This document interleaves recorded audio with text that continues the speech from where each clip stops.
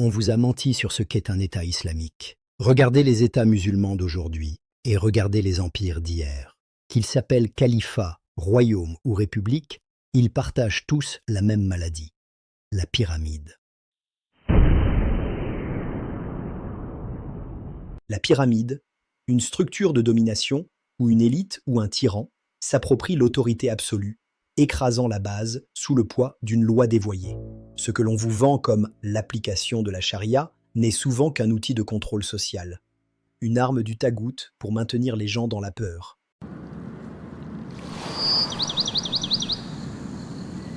Ces systèmes ne sont pas l'islam du Coran. Nous devons distinguer la foi des structures de pouvoir historiques. Ce que nous voyons souvent sont des monarchies déguisées, privilégiant le pouvoir sur le message originel. Ils sont les héritiers des structures de l'Empire byzantin et de l'Empire perse, intégrant des traditions impériales anciennes dans la gouvernance. Comprendre cette distinction est essentiel pour saisir l'essence pure du message coranique.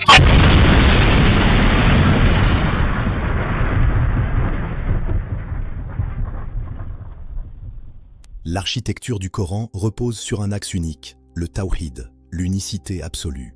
En plaçant Dieu comme seul et unique sommet, le tawhid aplatit instantanément toutes les hiérarchies humaines. Personne n'a le droit de s'ériger en divinité sur les autres.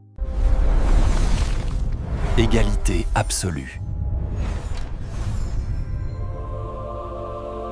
Écoutez le premier pilier, l'égalité absolue. Dans la pyramide, ta valeur dépend de ton étage. Dans le modèle du tawhid, elle dépend de ton lien avec l'unique. Allah nous dit dans la sourate 49, verset 13, « Le plus noble d'entre vous, auprès d'Allah, est le plus pieux. » La hiérarchie sociale est une illusion de fer. Seule la rectitude du cœur est une véritable élévation.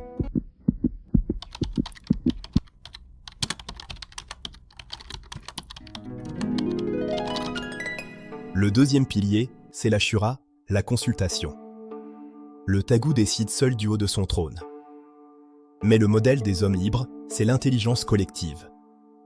La sourate 42, verset 38, définit les croyants comme ceux dont la gestion est une délibération commune entre eux. Si le système n'est pas basé sur la concertation, ce n'est pas l'islam, c'est de la tyrannie.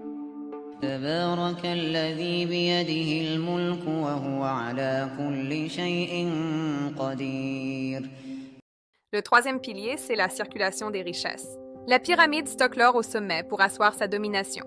Le Coran exige qu'il irrigue la base car tout appartient à Allah seul. Pourquoi? Afin que cela ne circule pas seulement entre les riches d'entre vous. C'est la loi de la sourate 59, verset 7. L'argent doit être un flux, pas un instrument d'oppression. Fin,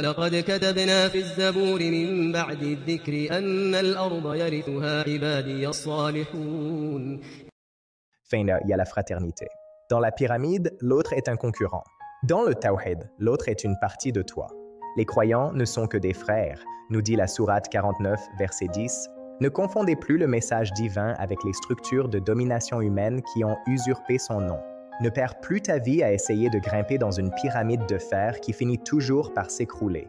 Rejoins le modèle vivant, organique et décentralisé. Sortez de la hiérarchie des hommes. Entrez dans l'unicité du divin.